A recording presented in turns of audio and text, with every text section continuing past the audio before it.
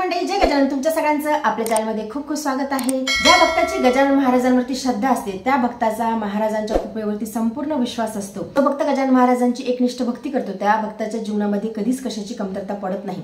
तरी सुद्धा आपण मनुष्य प्राणी आहोत. आपल्याला खूप जास्त डिझायर असतात, आपल्या इच्छा असतात. कधीतरी असा एखादा प्रसंग येतो की त्या प्रसंगामध्ये आपल्याला महाराजांच्या समोर आपली इच्छा व्यक्त करावीशी वाटते की महाराज माझी ही इच्छा पूर्ण होऊ द्या.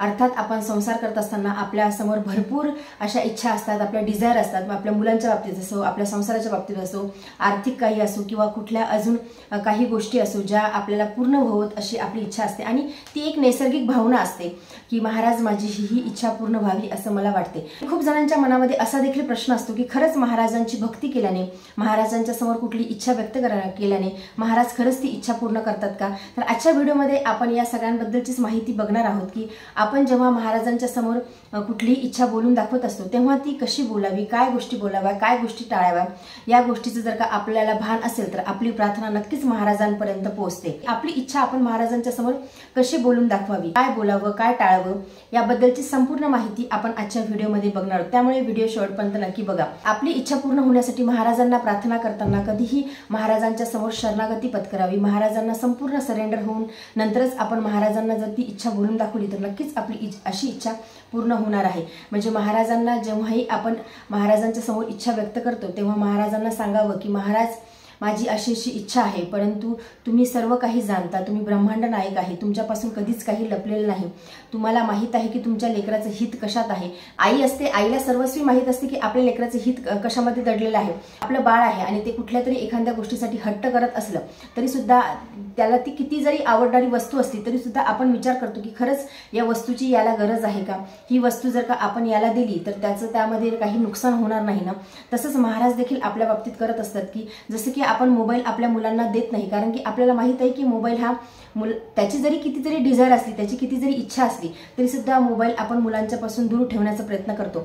तसंच महाराजांचं असते. महाराज आपले मायबाप आहेत, आपण महाराजांचे बाळ आहोत, लेकरू आहेत. मग महाराजांचं देखील असंच असते की आपली ती इच्छा पूर्ण होणे न होणे यामागे देखील हेच कारण असते की महाराज बघतात की आपल्या मुलाला ही गोष्ट देणं गरजेचं आहे का, की त्यामध्ये त्याचं हित दडलेलं आहे का.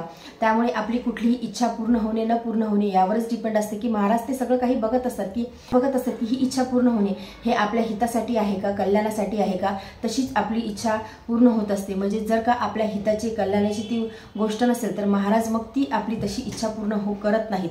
आणि जो एकनिष्ठ गजानन भक्त असतो तो महाराजांच्या इच्छेच्या नेहमी स्वाधीन असतो. महाराजांचं त्यामध्ये खरंच अदृश्य काहीतरी नियोजन असेल, त्यामुळेच महाराजांनी माझी ही इच्छा पूर्ण केली नाही. आणि तेव्हा आपल्याला त्या गोष्टीचं दुःख देखील होत नाही की आपली अशी इच्छा पूर्ण झाली की नाही झाली. एका लेकराचा भार मातेच्या शिऱ्यावरती असतो. म्हणजे आई सर्वस्व बघत असते की आपल्या लेकराच्यासाठी ही गोष्ट देणं गरजेचे आहे की नाही. जसे आपण मोबाईल आपल्या मुलांना देत नाही, कारण की आपल्याला माहीत आहे की मोबाईल दिल्यामुळे त्याचे दुष्परिणाम बाळावरती होणार आहेत किंवा आपल्या मुलांवरती होणार आहे. त्यामुळे आपण कधीच मुलांना मोबाईल द्यायला ॲग्री होत नाही. किंवा त्यामध्ये मुलांची प्रचंड जरी इच्छा असली की मला मोबाईल बघायचा आहे किंवा गेम खेळायचा आहे तरी सुद्धा आपण तो मोबाईल मुलांना देत नाही, कारण आपल्याला त्याचे दुष्परिणाम माहीत असतात.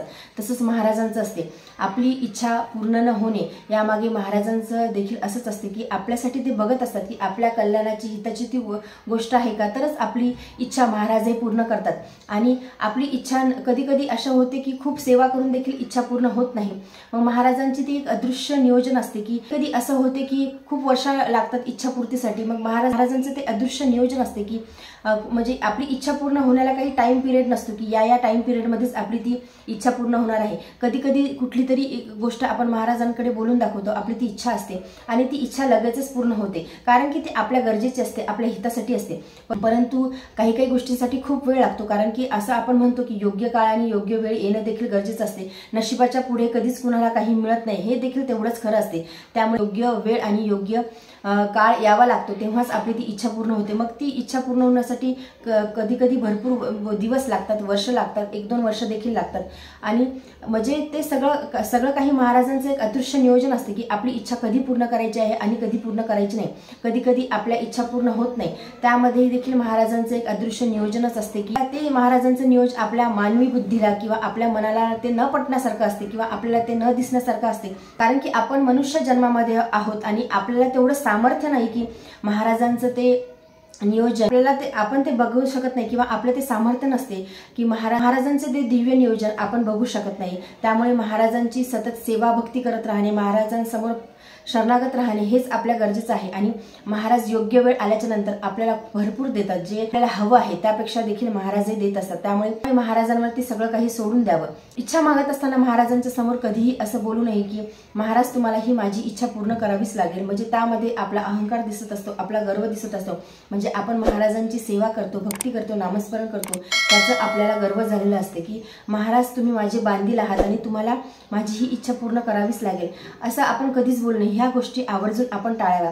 त्याउलट आपण महाराजांना म्हणावं की तुम्ही बघा की ही इच्छा पूर्ण होणे हे माझ्यासाठी गरजेचं आहे का, माझ्या ते हिताचं आहे का? जर माझ्या हिताचं असेल तरच तुम्ही माझी इच्छा पूर्ण करा, कारण की तुम्ही सर्व काही जाणता, तुम्ही ब्रह्मांड नायक आहात। तुमच्यापासून कधीच काही लपलेलं नाही आणि कधी काही तुमच्यापासून लपणार देखील नाही। आपण जे बघू शकत नाही ते महाराज आपल्या बाबतीत बघत असतात। त्यामुळे कुठलीही इच्छा महाराजांना मागता वेळी आपण या दोन गोष्टी जर का पाळल्या तर नक्कीच आपली जी इच्छा आहे ती आपली पूर्ण होणार आहे। आणि ज्या कुठल्या इच्छा आपल्या पूर्ण झाल्या नाही, ज्या अपूर्ण आहेत त्या नक्कीच पूर्ण होतील। किंवा कधी कुठली गोष्ट खूप वेट करून देखील पूर्ण झाली नाही तर समजावं की महाराजांचं यामध्ये अदृश्य नियोजन आहे आणि महाराज आपल्याला एवढं चांगलं देणार आहे, एवढं भरभरून देणार आहे की ज्याची आपण कधी कल्पना देखील केलेली नसेल। एवढं चांगलं आपल्या आयुष्यामध्ये होणार आहेत, कारण महाराजांचं गणित हे वेगळं असते। महाराजांचं गणित आपल्या समजण्याच्या पलीकडे असते। आपली जर का इच्छा पूर्ण झाली नाही, जेव्हा आपण जीवनामध्ये पुढे जातो आणि जेव्हा मागे वळून बघतो तेव्हा आपण खरंच महाराजांना मनोमन धन्यवाद देतो की खरंच तुम्ही मी जी इच्छा बोलून दाखवली होती आणि तुम्ही ती पूर्ण केली नाही, त्यामध्ये तुमचं खरंच एक खूप चांगल्या प्रकारचं नियोजन होतं, ज्यामुळे आज माझं आयुष्य हे खूप सुंदर आहे।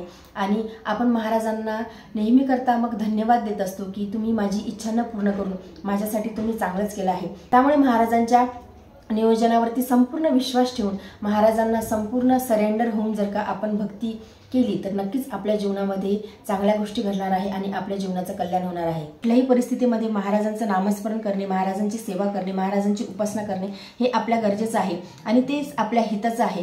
कारण की महाराजांचं असं असते की महाराज बघत असतात की ही इच्छा न पूर्ण होण्यामागे हे देखील कारण असते की त्यामधून महाराज आपले रक्षण करत असतात। म्हणजे आपल्याला कुठे जायचं असते, आपले जाणं अर्जंट असते, कुठल्या तरी इच्छासाठी आपण जात असतो किंवा कुठला तरी हेतू मनामध्ये धरून आपण जात असतो, परंतु मग आपलं जाणं होत नाही किंवा मध्ये काहीतरी अडथळा येतो। त्यानंतर आपल्याला कळते की काहीतरी निगेटिव्ह तिथे घडलेलं असते किंवा नकारात्मक गोष्टी तिथे घडलेल्या असतात।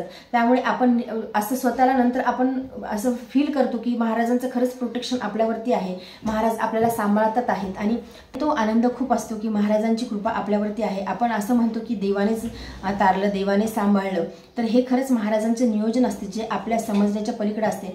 महाराजांचे गणित अतिशय अचूक असते। त्यामुळे महाराजांच्या समोर नतमस्तक होणे, महाराजांच्या समोर शरणागत राहणे हे आपल्यासाठी गरजेचं आहे। जेव्हा आपण महाराजांच्या समोर स्वतःला सरेंडर करू तेव्हाच आपल्या जीवनाचं कल्याण होणार आहे, कारण की महाराज सर्व काही जाणतात, महाराजांना सगळं काही दिसते। मग आपण प्रत्येक गोष्टीसाठी अट्टहास करणे गरजेचं नाही, म्हणजे महाराजांना सतत हे म्हणत राहणे की तुम्ही माझी ही इच्छा पूर्ण केली नाही, तुम्हाला माझी ही इच्छा पूर्ण करावीच लागेल।